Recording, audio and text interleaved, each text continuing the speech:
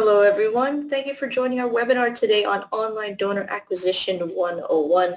My name is Jen from Trinidad and I'm with the marketing team here at CanadaHelps, and today I am so happy to be joined by my fellow team member Carrie McCready, and we had a last minute substitution.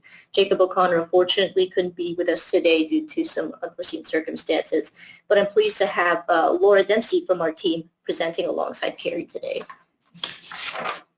So I'm just going to go over a few acknowledgements and housekeeping slides, and we'll jump into the webinar. So before we jump into the presentation, we'd just like to express and acknowledge that our team here at CanadaHelps is grateful to have the opportunity to meet and work on many Indigenous homelands across Canada. As settlers on these lands, we acknowledge that our Vancouver offices are located on the unceded territory of the Coast Salish people. Our Montreal offices are located on Kanekahaga or Mohawk territory. And the land on which we operate and are presenting from today is Toronto, the traditional territory of the Wendat, Anishinaabe, Haudenosaunee, and the Mississaugas of the Credit First Nation. We want to express our respect for the territories we reside in and honor the diverse Indigenous peoples who have lived and worked on this land historically and presently. And our staff and leadership at CanadaHelps are committed to being active participants in reconciliation. We're committed to continuing to amplify the voices of Indigenous peoples and learning how our work affects them. So that's just a bit of a land acknowledgement. And we're going to go through a bit about CanadaHelps. So for those of you who are new to us, welcome. Thank you for joining today. CanadaHelps builds innovative technology that empowers all charities to easily fundraise online, as well as connects all Canadians to give to the charities and causes they care about. For charities, we offer open access to our full suite of affordable online giving tools with full donor information. We also provide educational resources so you can better understand your donors and steward them along their journey, such as this webinar. And for your donors, we have offered a convenient, safe, and trusted destination for donating to and fundraising for all registered Canadian charities for over 20 years. And to date, almost 3 million Canadians have donated over $1.6 billion to CanadaHelps, and more than 23,000 charities across Canada rely on our fundraising tools to build capacity. So that's just a little about us. And without further ado, I'm going to hand it off to Carrie to kick us off with the agenda. Thanks so much, Jen. Hi, everyone. Really happy to be here today. Very excited to start talking about online donor acquisition. First off, I'll introduce myself. I'm Carrie, as you might have guessed. And here at CanadaHelps, I'm the Charity Marketing Manager, and I create resources alongside Jen for charities like you to help you raise more. I am also, in my off hours, the CEO of my own small nonprofit. So I have a lot of enjoyment and a lot of time in my life is spent in this space. Today we're going to be talking, first off, I'll be leading us through a discussion of what a donor acquisition funnel is and also some goals and planning tips. We won't be getting too deep into that, but we'll go over it. Then I'll be handing off to Laura, who's going to talk about how you can optimize your website for acquisition, the best way that you can be using your donation forms for acquisition. Oh, sorry about that typo, everyone. And how to use your donation. Totally my fault, Carrie. Sorry, I spotted that straight away. No worries. And then we'll be going into a question and answer period where we'll go over some of the questions that you have for us on this topic. Okay. So what is a donor acquisition funnel is probably the first question we should address. And the basic answer is that it's a way to organize. It's a way for you to break down the stages of acquisition to make them a little bit easier to organize around. And so you can tailor tactics to each stage.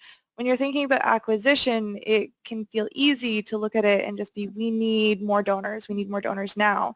For me, when I'm putting on my acquisition hat for fundraising for my nonprofit, you know, I feel that need. I just want to focus on my nonprofit, and then all of a sudden I need the revenue streams that let me do that.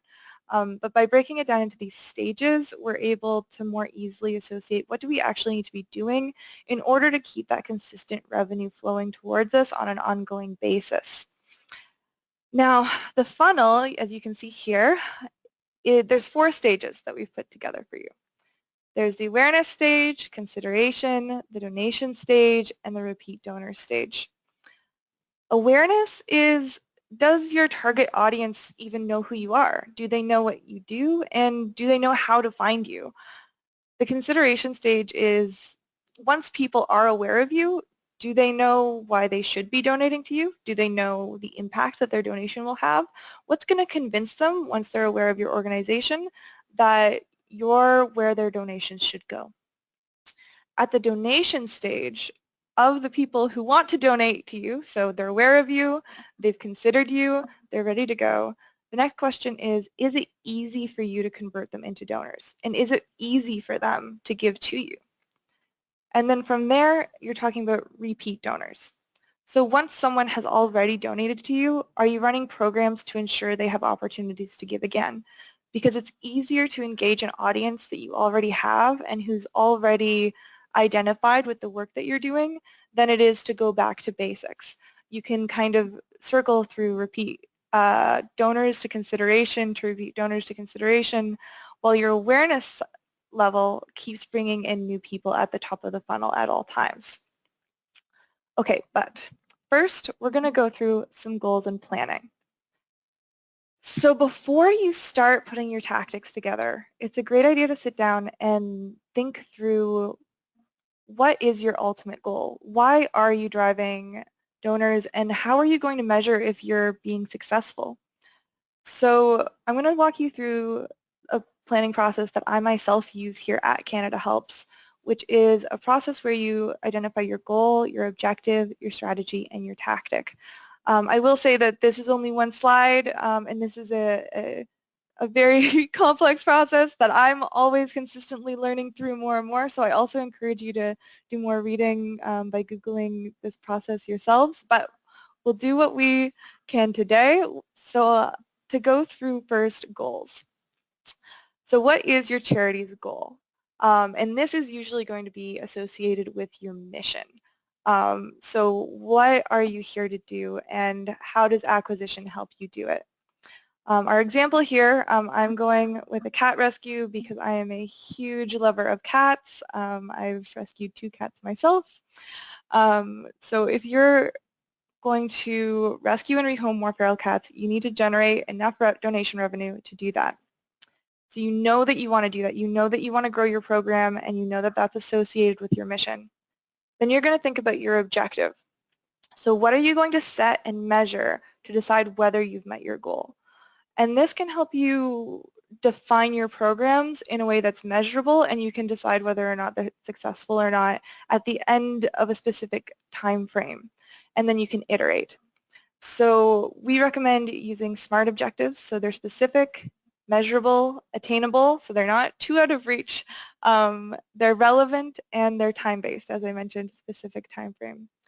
An example here is if you want to grow your program by X% each year, then you're going to need to grow your donor base by X% to account for those costs. And part of this is probably also calculating out, on average, how much donation revenue do you get per donor? Are you assuming that that's going to stay consistent as you acquire more donors, et cetera, and so on. And you'll also want to account for donors who fall off versus net new donors, those types of things. But for this case, we're going to measure the growth of our donor base in order to account for the growth of our program. After you've set your objective, how are you going to achieve it? So we're going to target and acquire donors across multiple channels with key messaging that makes the impact of donating clear. So in this case, we want to make it very clear that their donation will go directly to these cats that we are rescuing and rehoming, and that they'll help that happen more and more. And then the last one is how we're going to do it. And it's easy to go straight to tactic. It's easy to go straight to social media. I've done this myself. But it's by tying your tactic to your strategy, to your objective, to your goal, you're able to align every single action that you take to the result that you want in the end. And these are where you look at building out your social media campaigns or your email campaigns or creating designated landing pages. Okay, and then next, otherwise before you start, so we have a donor acquisition guide that we'll be sending out to you after this webinar. And it goes into detail a little bit more on each of these items, but I did want to call these out during the webinar, where before you start your campaigns, you'll just want to make sure, as we said, set your goals, then you'll define your audiences, so who are you speaking to and who will your messaging resonate with most. Then craft your messaging for each audience, define it by the demographics, the personas. I'm sure that all of you already know who you're speaking with. Then figure out where they are. How are you accessing the people that you need to, who resonate with your mission the most? And then define a timeline and budget for each campaign. How much can you afford and how long can you spend that money over in order to have the optimal results?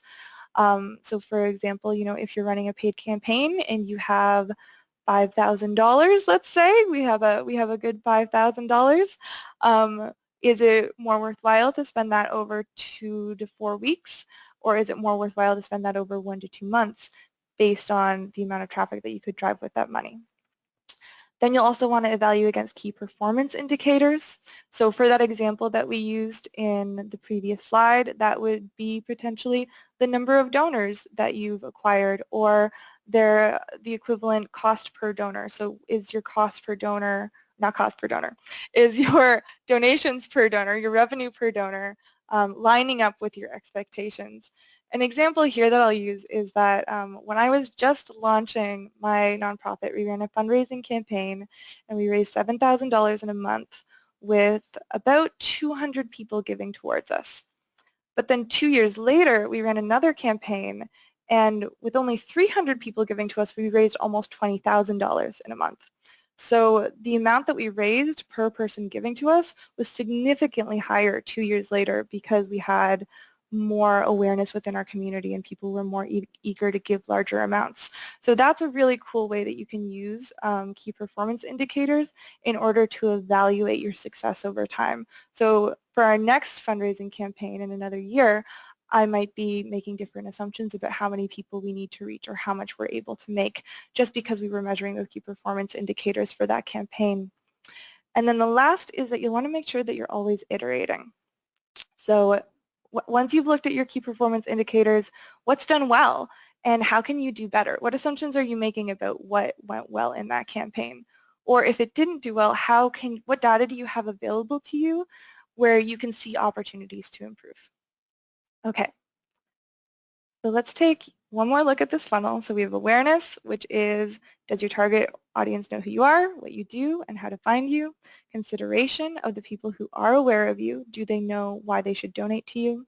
Donations of the people who want to donate to you. Are you running programs to ensure, of the people that want to donate to you, is it easy for you to convert them into donors? And then repeat donations. Are you running programs to ensure that your donors have opportunities to give again? And I'm just touching point on that on a high level because we are going to actually run a poll. Let's switch to the next slide. So I'm curious to know what stage is the most challenging for your charity right now. And you can make assumptions if you're not already using a funnel. I'm just curious what you think. All right, Jen, I'll throw to you. Yeah, there we go. Yeah, perfect. So we've got a poll going here. We'll just give it a few, maybe about 15 seconds so everyone can get their answers in.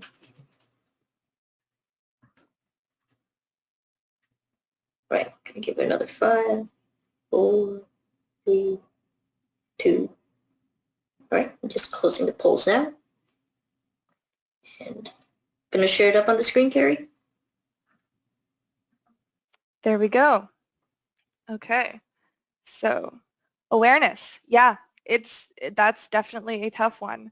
And repeat donors, yeah, both sides of the funnel. So once people know about you, it's easier to turn those people into donors than it is to figure out how to make more of those donors and build those relationships, or building the relationships at the start. Finding new people, I've worked in many different environments and that is always the struggle. But the good news is that we are going to go through every single step of this as we go through, and you can also send questions in throughout the webinar or afterwards, and if you have those additional questions, we're happy to help. All right.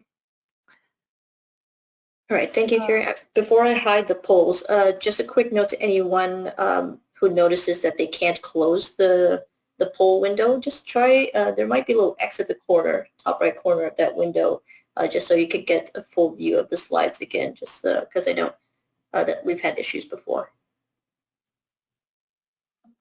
All right, thanks, Jen. Yeah. Okay, so for stage 1, as we've said, this stage is the stage where you'll want to grab the attention of donors who will want to support you. And that's an important part of this as well, is not just going out generally, but finding specifically the people who will want to support you. And at this stage, you'll have both inbound and outbound mechanics running. And for those of you for whom those are new terms, as this is a 101 webinar, inbound essentially means that it's traffic coming to you organically or just naturally, while outbound is you're paying money to go out to your audience. So for example, SEO. So if you're putting out blogs and content that's interesting to your audience, and if you've really worked on the quality of your website, if you have done work, figuring out how many times a keyword should show up on your page, that will generate organic web traffic to your website, and that would be an inbound mechanic. Meanwhile, SEM and paid social, you'll be placing ads with your target chosen audiences. We actually will even have a Google Grants webinar coming up in a couple of months with Google on how you can use a Google grant of thousands of dollars every month to boost traffic to your site. So if this is something that you want to learn more about, keep an eye on your inbox. We'll be sending out an invitation to that in the next couple of months. Or otherwise organic social media, which should really always be about creating a community of people that want to be a part of your mission and where they can get more information about something that they care about. For me, Twitter was a huge component of awareness for my nonprofit. I've mostly grown it just by creating community on Twitter. We're heading towards 8,000 followers, and most of our revenue comes from that community. We're a small nonprofit, very small.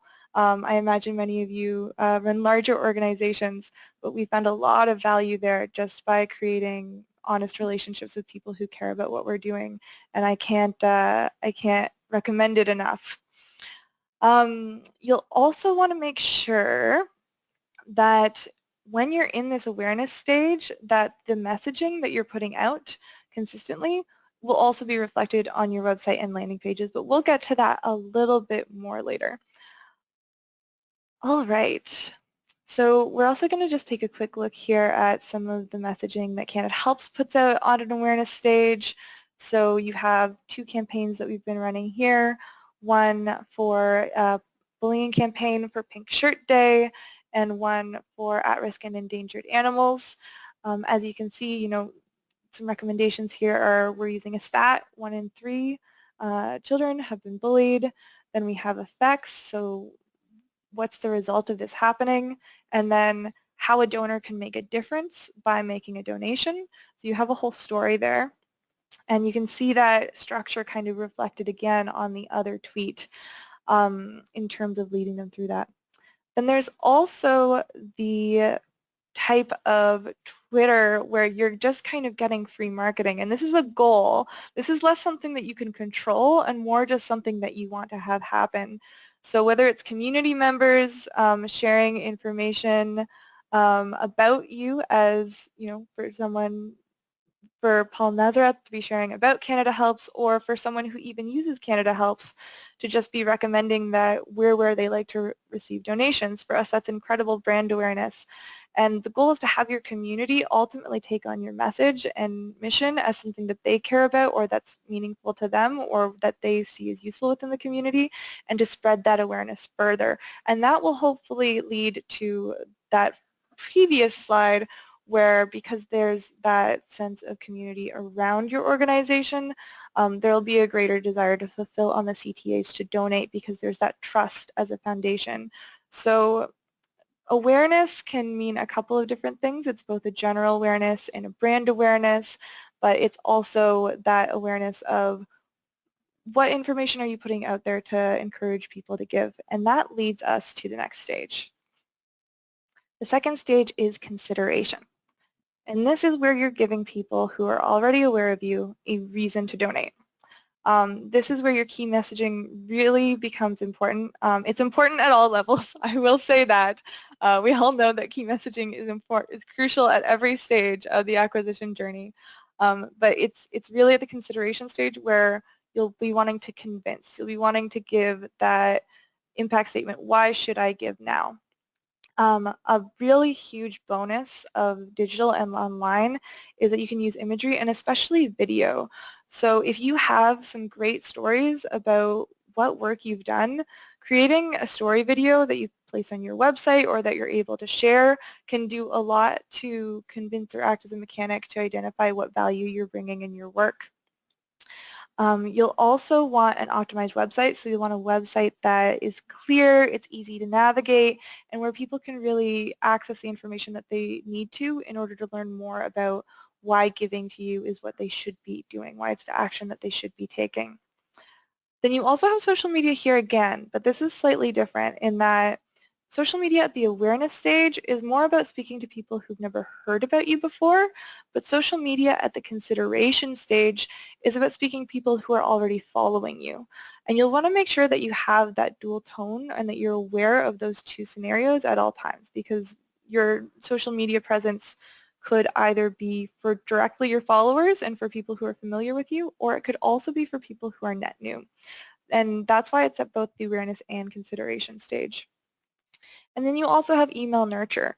So the tip for this slide, is to try and collect newsletter signups from prospective donors as a secondary CTA.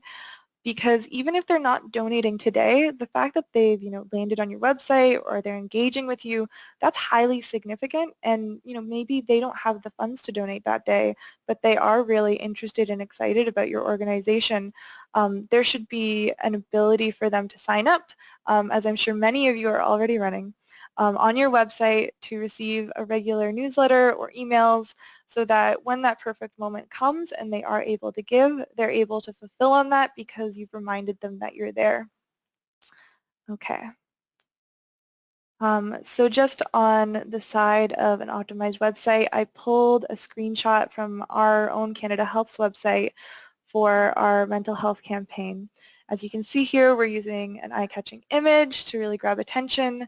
And then you can kind of follow the journey here where improve mental health in Canada, that's a clear statement. It gives someone a clear idea of what they will accomplish by donating. And then their eye can kind of filter down to the Donate Now button, which is prominently displayed. If they need more information, they can go into that copy between the two and see that what they'll be giving to is critical services, and especially critical services during our current time where more and more services are hard for individuals to access. As I am certain some of you watching this webinar that you work within these spaces and you're feeling this firsthand in a way that I myself cannot imagine. So that is an example of one of the ways in which we create a clear consideration prompt for individuals who are on our website.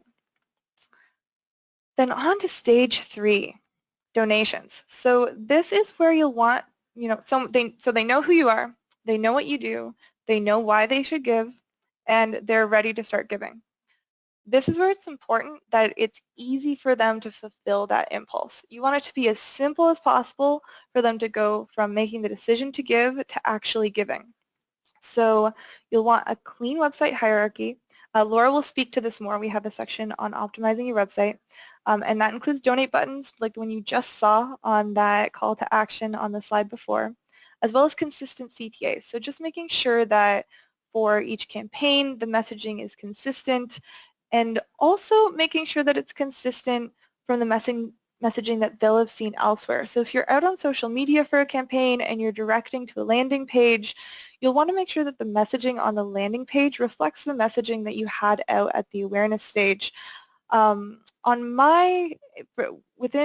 my marketing background, we talk about that as recall, where you'll want someone to land on a page and immediately recall why they're there. You'll want them to know, it's been a consistent journey from clicking that original call to action to ending up a landing page, and they should receive more information rather than different information.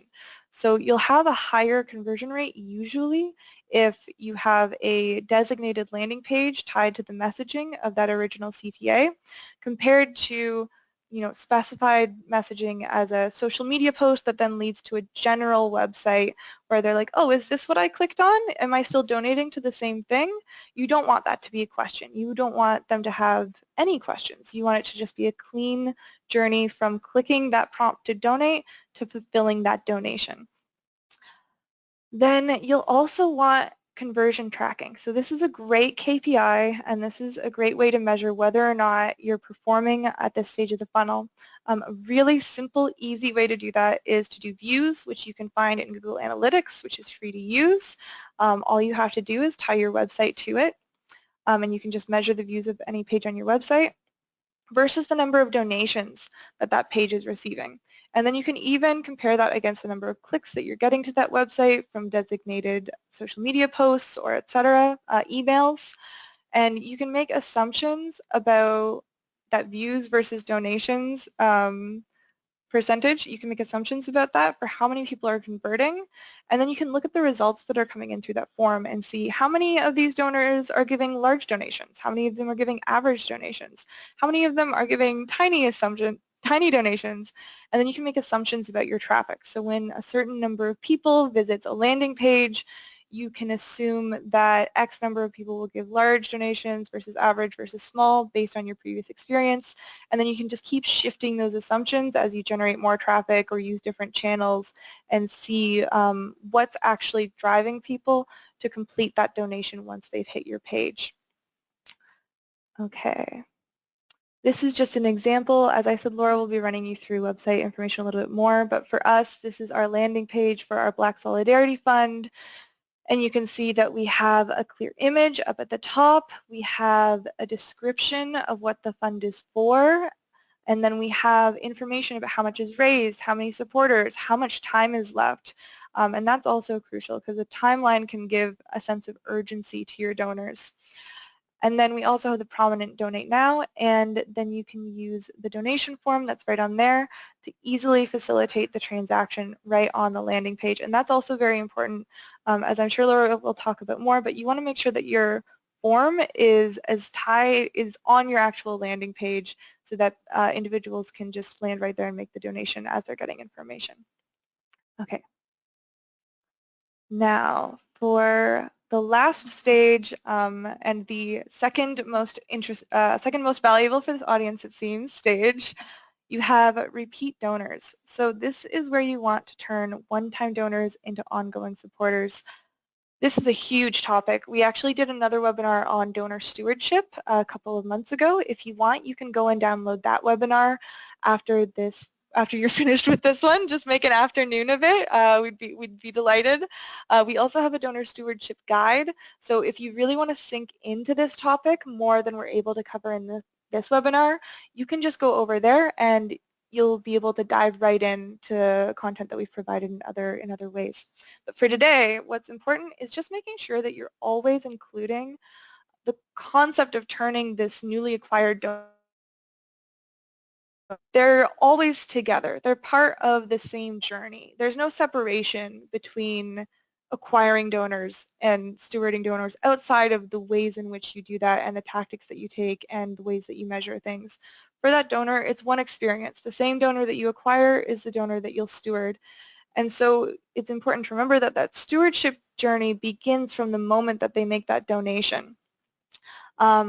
And it's valuable. It's extremely valuable. It's actually probably easier to steward someone to donate again than to go and find someone net new. In marketing and sales, we use these terms warm and cold, and that's to identify kind of how engaged someone is with you. And someone who's net new, someone who's up at that awareness stage where they maybe aren't even that familiar with you or they've never heard of you, that's someone who's cold. They're going to be significantly harder to engage than someone who is already in your system and who's already given to you, who is quite warm. So how do you do that now that we've gotten through all of that? The most important thing to start off with is customized thank you messaging, and Laura will be running you through that a little bit. Yeah, as you can see, so even on CanadaHelps, you can add custom thank you messaging for one-time versus monthly donations in English or French, and then we'll just go back. And And other important information, you want to be clear, transparent, and communicative about impact on an ongoing basis, because the most important thing to a donor is knowing that their donation is making an impact, that they're making a difference, that you're making a difference, so they're making a difference, and you're all making a difference together. And then tactics that you can take include nurture programs to encourage donors to give again, new opportunities, new campaigns, or developing programs that turn one-time donors into monthly donors. And of course, communicating the impact of that shift to them. So if they're already giving to you, even being able to target repeat donors. If they're already giving to you once per month and you're able to track that, then you can provide messaging on how to become a monthly donor, potentially using a form that just facilitates monthly donations on an ongoing basis, on an automated basis. Okay, and that is it for me. That is our acquisition funnel. Awareness, consideration, donations, repeat donors, and I am going to pass off to Laura to dig in a bit deeper to some of these topics. Awesome. Thank you so much, Kerry. That was great. I learned a couple of things in there as well. I absolutely loved that. So yeah, as Kerry said, we're going to dive in a little bit deeper now to some of these stages. And I'm going to speak to sort of, I guess, stage 3 and 4. So that kind of donation element and then the repeat donors. And just some tools that you can use to sort of make this happen and get started with these processes. So I wanted to start with really a bit of a website 101. So at CanadaHelps, we work with sort of tens of thousands of charities every day, supporting them with their sort of online donation processing. And subsequently, we sort of visit and land on a lot of different websites. And it's also one of the most common questions that we sort of get asked is, what should we put on this initial landing page? What should we put on our homepage when people are sort of landing on here? So we just wanted to share a couple of really easy to implement tips and things to consider as you're sort of building your site, because obviously a lot of people that are coming to your website, you want to acquire them and keep them as donors. So we want to make sure that you're keeping attention and making it easy as possible for them to make that first gift and then hopefully sort of be retained within that funnel there. So a couple of things to get started. When someone first lands on your initial homepage, you've got 3 seconds to first engage. I think this potentially shows how fickle we've become as humans, that 3 seconds is all you get and your attention's elsewhere. But it's a really cool thing to remember when you're sort of thinking about what content needs to be on that homepage. So really what you want there is really easy to read message that says very simply who you are and what you do. So that can be one sentence, very succinct, so someone knows, okay, this is who they are and this is sort of what they're working on. As Kerry mentioned, always great to sort of pair this with compelling videos and photos. We know how important they are when it comes to storytelling and connecting with donors. So that can be a great thing to sort of put on your homepage as well. Obviously, it just captures the eye and keeps people there. But really, that first 3 seconds, you just want to make sure that donors know, okay, I'm in the right place. I'm sure you've all done it before. I know I do it all the time. You type something into Google, you get onto a website, you're like, oh, is this the right place that I was trying to find?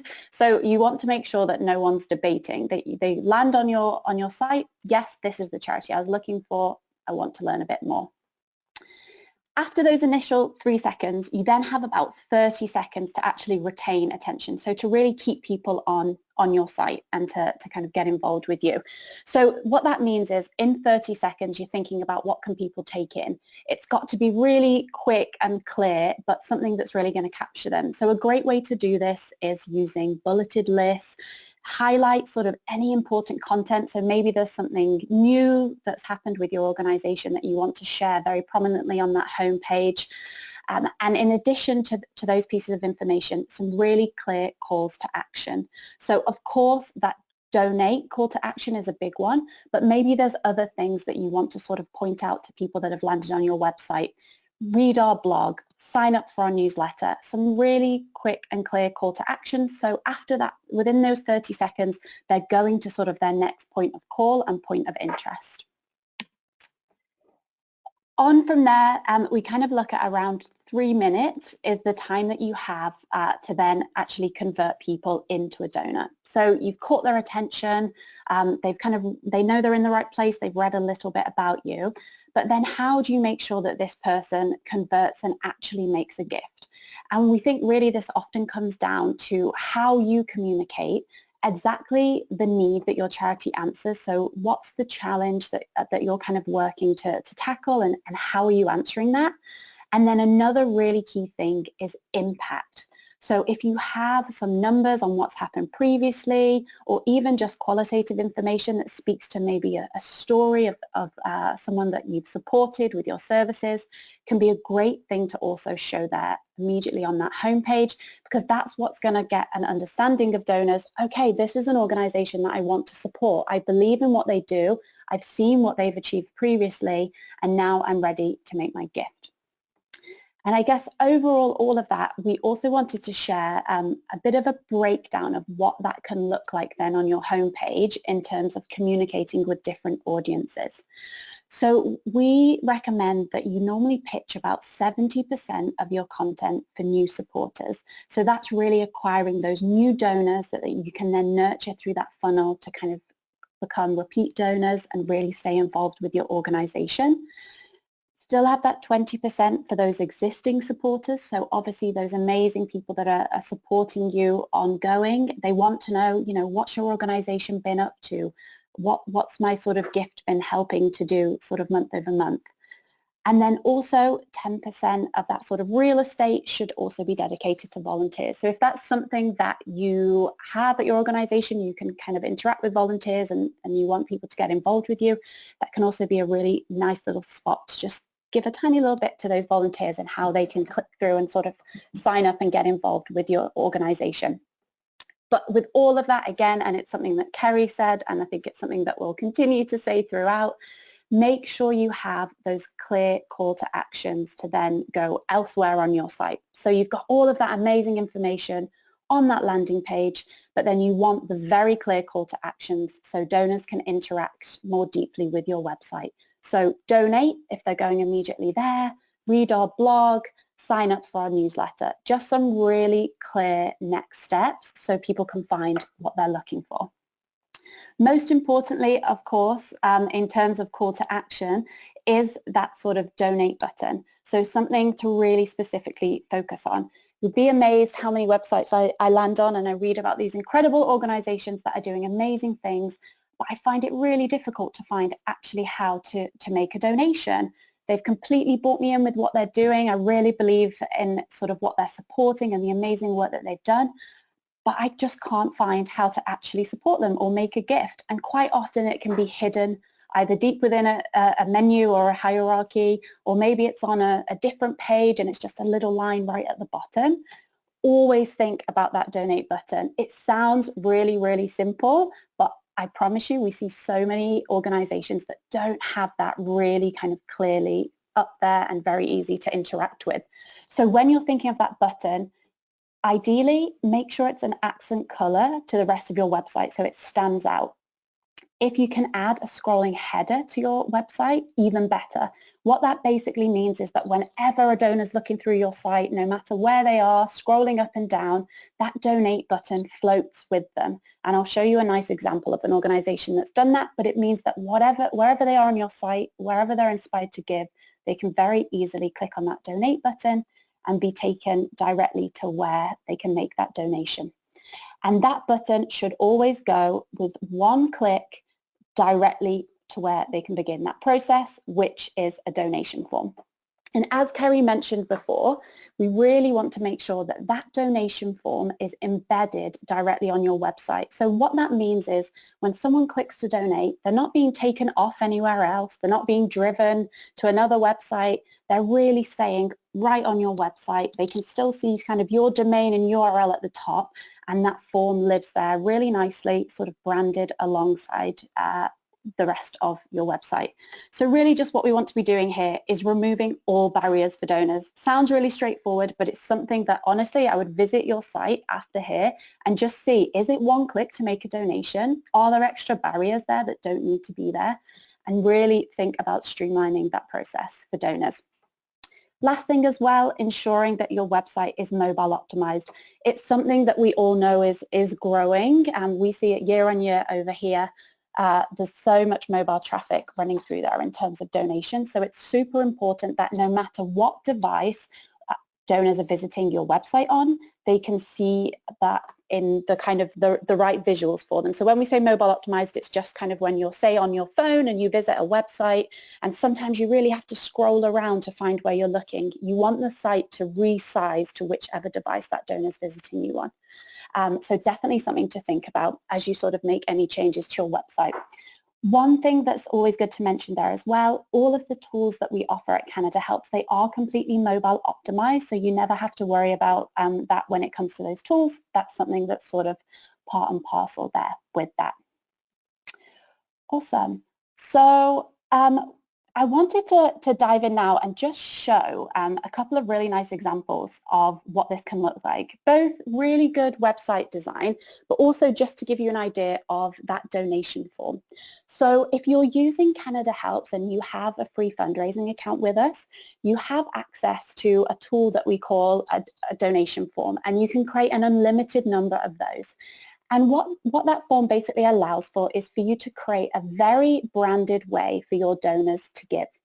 You can put that directly onto your website, and then CanadaHelps will take care of all of the donation processing and issuing tax receipts. So I just wanted to show you what that can look like by showing this awesome organization, Sistering. So just as I mentioned in terms of those things to think about with your website, you'll see here when I land onto the Sistering website, I'm captured straight away by these amazing images, and I can see very quickly what this organization does. So you'll see here they have who we are. It explains really clearly, okay, I know I'm in the right place. This is who I was looking for. And they've accompanied that with videos and some amazing images as well. You'll also see that it's really easy to find the different places that you want to go. So they've really simplified this up here on the menu. And they have some really nice and strong call to actions just down here that sort of rotate on a scrolling bar there. So whatever you want to do next, you can find it pretty easily. Most importantly, though, they've got that awesome donate button up here in that accent color, so it's really clear and stands out. And then when I scroll down the website, as I mentioned, that scrolling header there means that no matter what I'm reading about, no matter how far I've gone, whatever's inspired me to give, with one click, I can head to make that donation. So as soon as you click on this donate button, taken over to this beautiful page that hosts their donation form.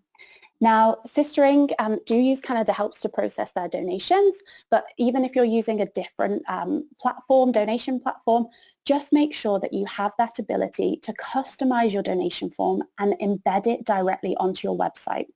What that means, as we sort of mentioned, is that you're not sending anyone off to different places. Every time someone has to make another click, you're going to be losing people there. So you really want to make sure that whatever form you're using can sit beautifully in your website, just as Sistering have done here, and they've actually done an amazing job.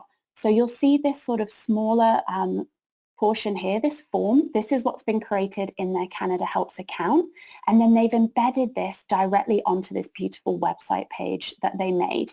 And I love that what they've done here with all of the impact numbers. I think that's such a clever thing to do, to tie that impact directly against sort of the donation form. And really with these donation forms, I mean, it sort of does what it says on the tin. It gives you a way that donors can make their donation, but you can really customize the use of these. So you can brand this completely to your website. You'll see here that Sistering have done a lovely job of matching all of the colors.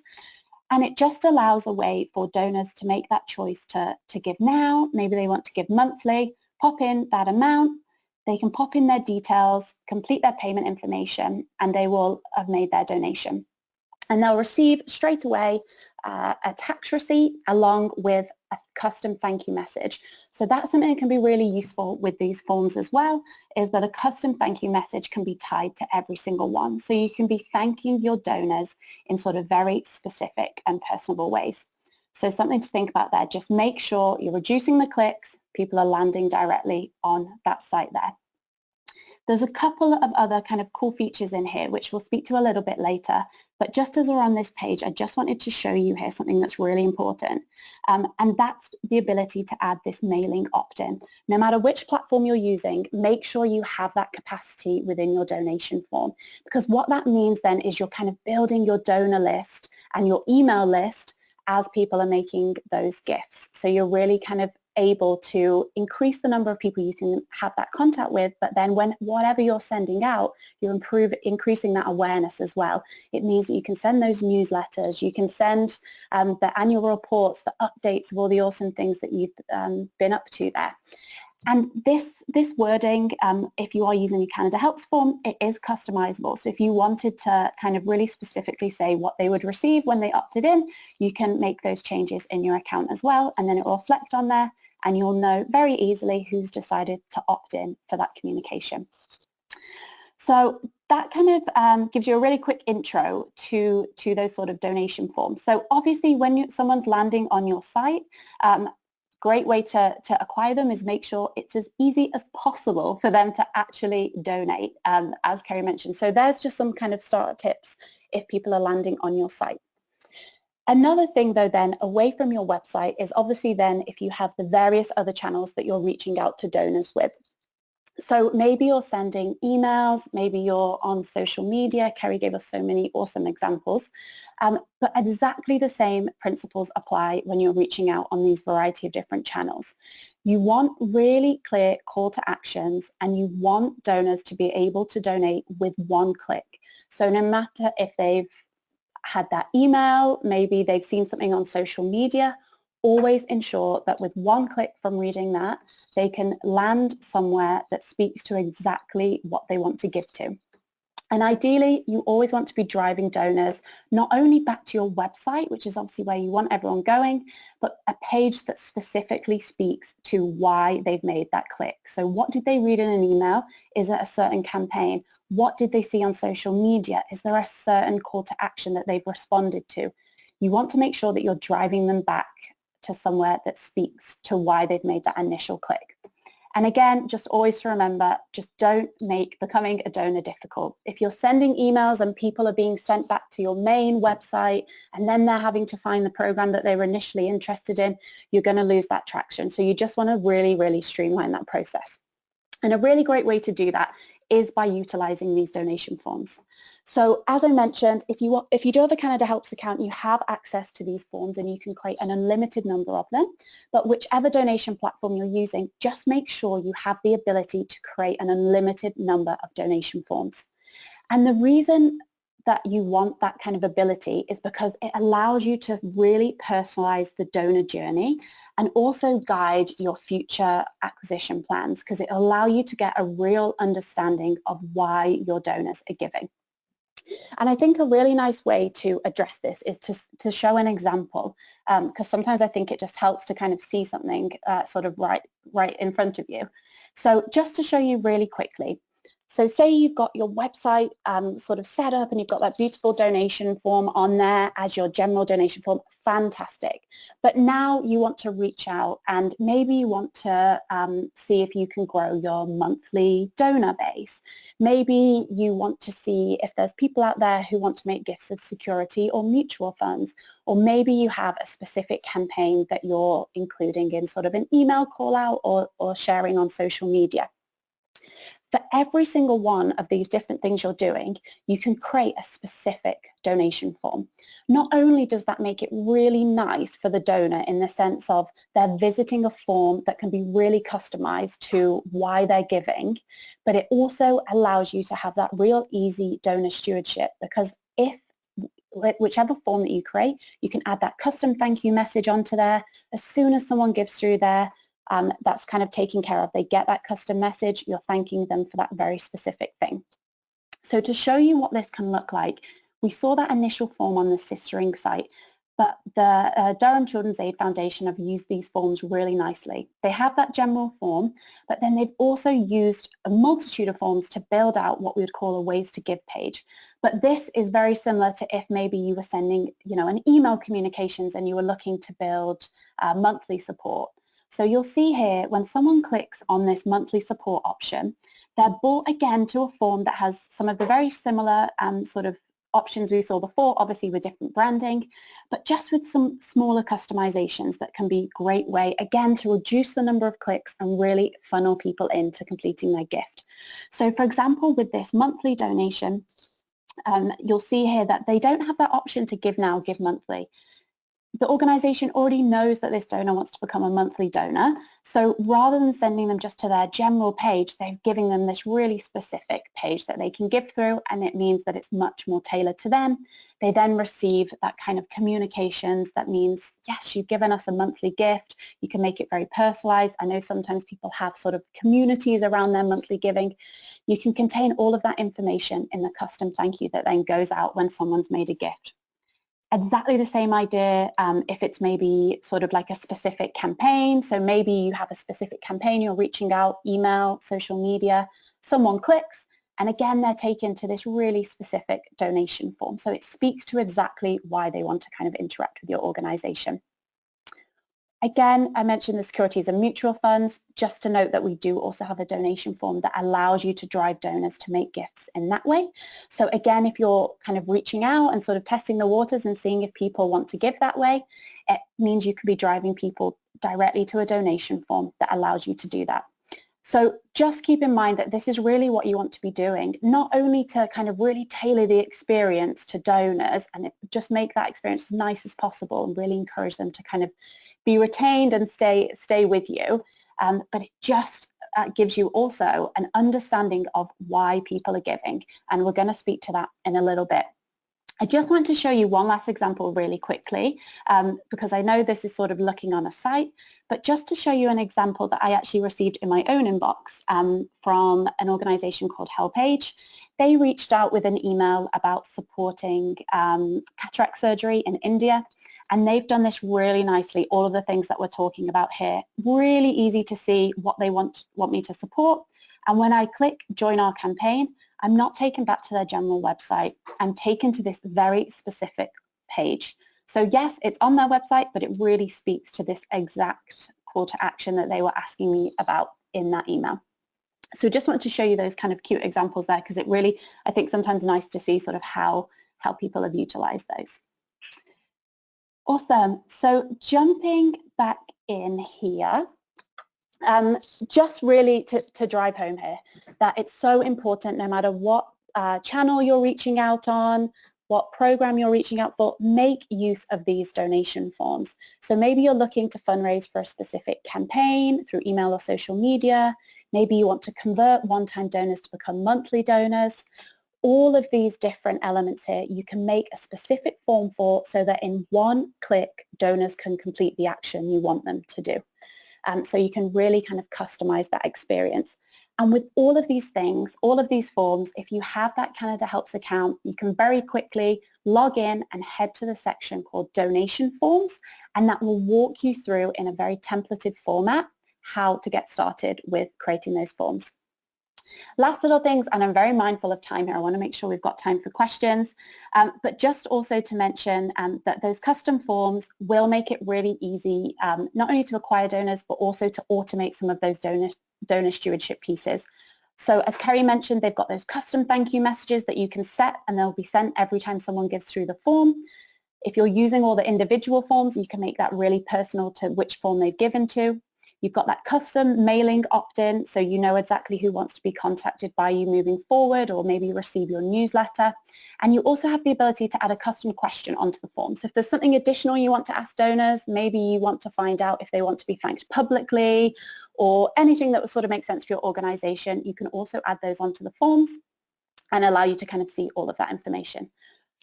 So where can you see all of that information? So as well as having access to sort of all of these tools with CanadaHelps, every donation that flows through us, you have access to all of those donor details. So again, this is just a sort of snapshot from the CanadaHelps account. If you log into the CanadaHelps account, you'll see the donation forms here that I just mentioned.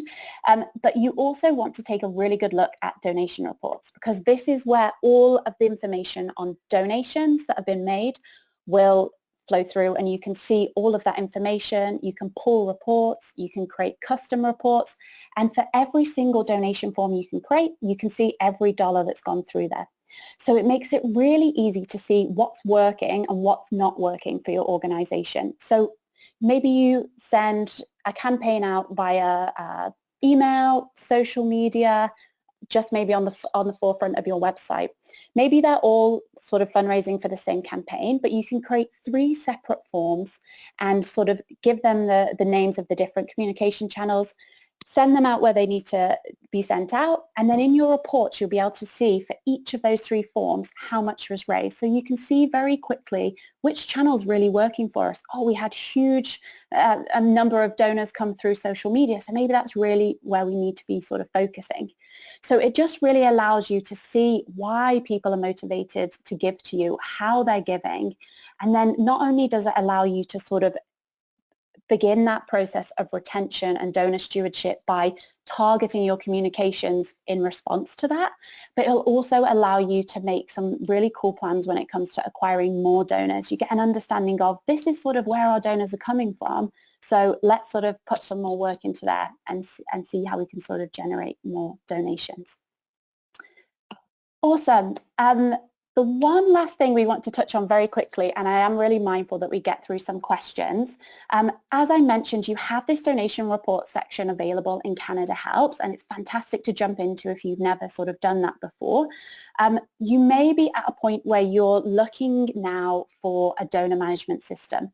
So what that basically will allow for is a complete system that will not only house sort of all of your CanadaHelps information and donation information, but also the ability to add into there any offline donations. So maybe you have donations coming in through different sources, and you want somewhere that allow you to really segment and communicate and improve that stewardship and relationships you have with donors.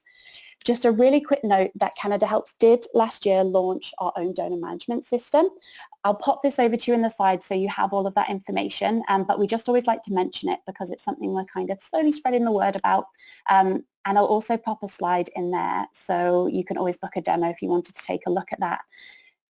On that note, our team are always here to help out with anything. We are a charity ourselves, and really our mission is just to make sure that all of you amazing people are empowered to complete your missions and really succeed with online fundraising. So be it donor acquisition, be it donor management, be it donor stewardship, our team are always on hand to answer questions and support you through some of these different elements. So we've popped all of our details at the end of this slide deck, which we will send out. So you please feel free to sort of reach out to us at any time, and we can walk you through anything that we can help you out with. Awesome. So Kerry, my apologies, I probably spoke too long, which is the story of my life. I know that one. See, it's always a risk going second because you never quite know. So yeah, maybe we've got a bit of time now to jump into questions. So please feel free to pop any questions into the little box there, as Jen mentioned at the beginning. I know that we had a couple of questions that were sent in earlier, so maybe we could start off with a couple of those, and we can also take a look at some that are coming in, if I can work out how to move this panel around, which I think I can. Kerry, do you want to start off? Or? Sure, yeah. Yep. Importantly, I want to jump into a question that came in earlier in this presentation. I want to apologize to anyone for whom these weren't familiar terms. I totally missed defining them for you, and that is SEO and SEM. I know that we responded to a bunch of the questions that came through, but I wanted to do a quick response for anyone who didn't send through a question and get that answer from Jen. So essentially SEO and SEM, both of those are search terms. Search engine marketing is SEM, and that I'm using it in this capacity as kind of paid ads for search. So when you search for a term like email marketing software, you'll see ads there, and those are paid search engine marketing ads. SEO, on the other hand, is organic or free placement on for search terms, where you just happen to have a really good website that shows up when someone searches for terms that are relevant to your organization. How you achieve a strong presence for SEO is being able to optimize your website and your blog and all of the content that you put out on your website so that Google likes it kind of just naturally, while SEM is about paying money to show up and kind of skip the line, although that can be quite expensive, but again, you might be eligible for a Google grant, so that can also help you on the SEM front. So Laura, I'll throw to you to the next question.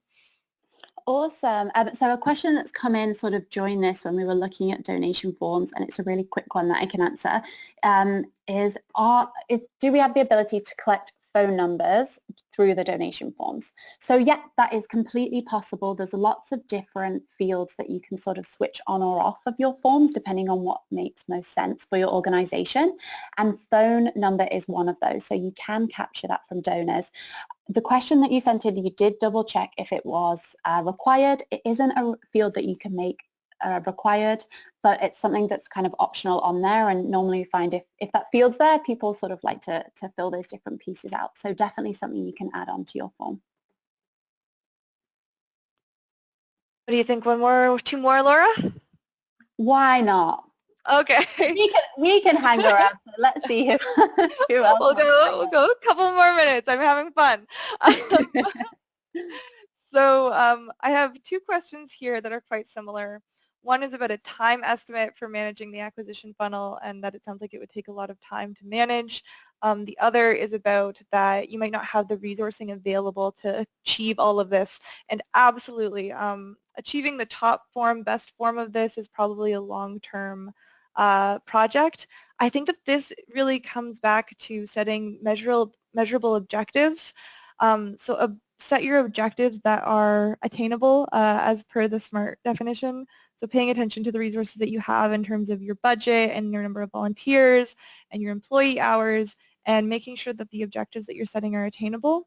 And then making a case to grow is easier when you're measuring against those objectives and you're saying, we set these objectives, we've met them with the resources that we have, we think we can do better based on how we're performing against our key performance indicators. We've been measuring this, and we think that with X amount of resources next year, we'll be able to grow by X amount and achieve our goal even more with more resourcing.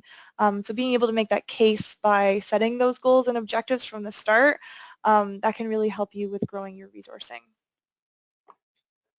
Awesome. Thanks so much, Kerry. And yeah, and I think to speak to that as well in terms of setting goals and the KPIs and all of the different things you mentioned, at the end when I dived into those donation forms, the donation reports, that's a great place that you can go and kind of really measure up against those targets and goals that you set.